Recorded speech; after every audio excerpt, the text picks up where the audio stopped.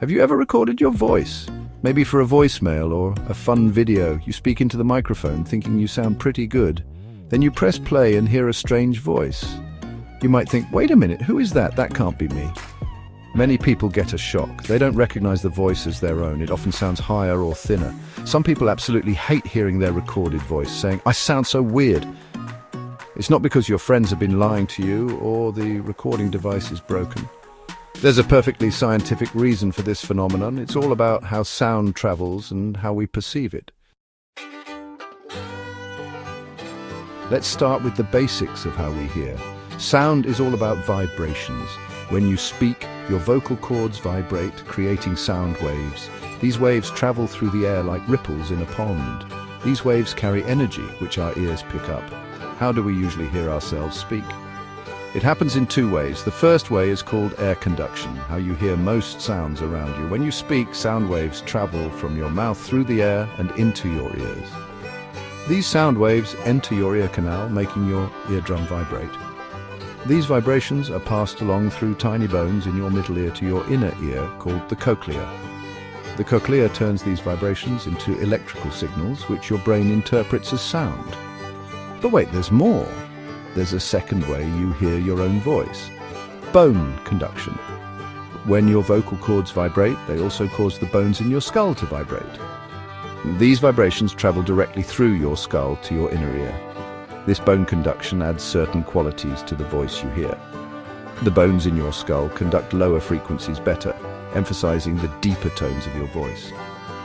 So, the voice you hear inside your head is a mix of air-conducted and bone-conducted sound. This mix gives your voice a fullness and resonance, a depth that only you can truly experience.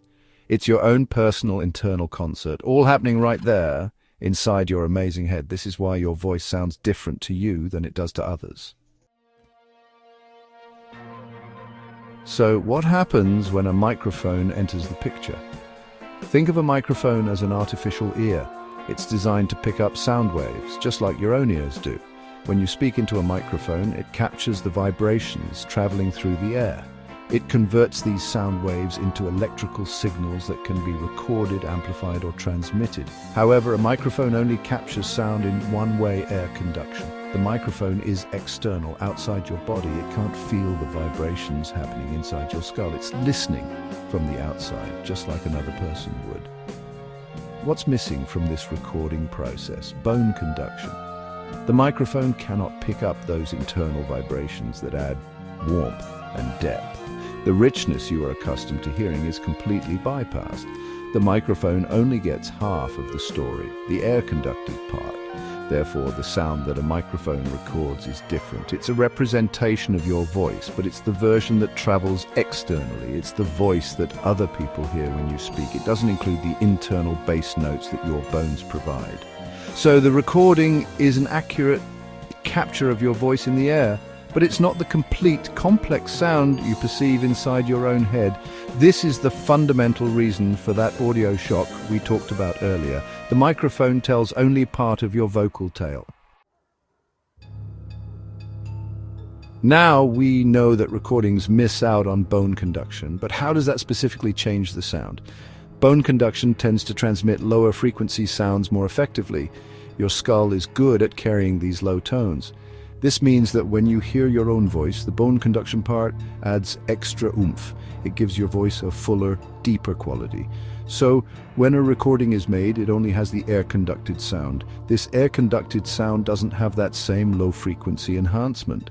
As a result, the recorded voice often sounds thinner and higher in pitch. The balance of frequencies is different.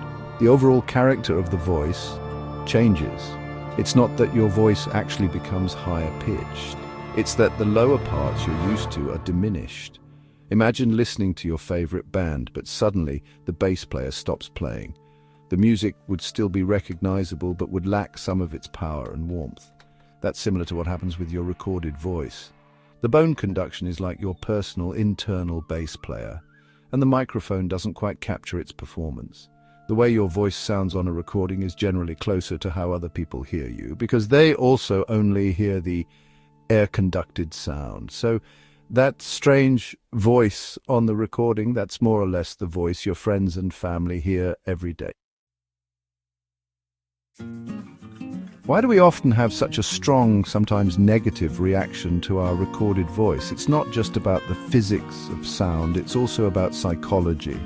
There's a concept called cognitive dissonance. It's the mental discomfort we feel when we hold two conflicting beliefs, or when our beliefs clash with our experiences. Our brains like consistency. When things don't match up, our brains can get a bit flustered. So, how does cognitive dissonance apply here? You have an established idea of what your voice sounds like. This idea is based on years of hearing yourself speak, an internal sound built from both air and bone conduction. Let's call this belief A. My voice sounds rich and deep. Then you hear a recording. The recording sounds thinner, maybe higher pitched. This is experience B. This recording of my voice sounds different. Now your brain has a problem. Belief A and experience B don't match. This creates that feeling of discomfort. This mismatch can be quite jarring. It can lead to surprise, confusion, or even disappointment. Understanding why it happens is the first step to making peace with that recorded version of you. The good news is that this feeling of unease doesn't have to last forever. You can actually get used to the sound of your recorded voice. The key is familiarity. Our brains are incredibly adaptable. They can learn to accept new information, even if it initially causes some dissonance. Think about it. The first time you see a new haircut on yourself, it might look strange, but after a few days, you get used to it. The same principle applies to your voice. Repeated exposure is the most effective way to adapt. The more you hear your recorded voice, the less strange it will sound. Initially, it might be cringy, but over time, that reaction will likely fade. Your brain will start to recognize this sound. It will begin to integrate it into your self-perception. Consider people who work with their voices professionally, like singers, actors, podcasters, or broadcasters. They hear their own recorded voices all the time. For them, it's usually not a shocking experience anymore. They've made peace with their external sound. Beyond just getting used to your voice, you might want to improve the quality of your recordings. And guess what? You absolutely can. There are several things you can do. These tips can help make your recorded voice sound clearer, more pleasant, and more professional. First things first, think about your equipment. While your phone can record, a dedicated microphone often yields better results. Even an inexpensive external microphone can make a big difference. It can capture your voice more accurately. Next, consider your recording environment. Try to find a quiet space. Background noise is the enemy of good audio. Close windows to block out street sounds. Turn off fans, air conditioners, or humming refrigerators. Soft furnishings can also help. Things like carpets, curtains, and sofas absorb sound and reduce echo. Microphone technique also plays a crucial role. You don't want to be too close to the microphone. This can cause a proximity effect, making your voice sound boomy and distorted. Being too far away will make your voice sound thin and distant. Experiment to find the sweet spot, usually a few inches away. Using a pop filter is also a great idea.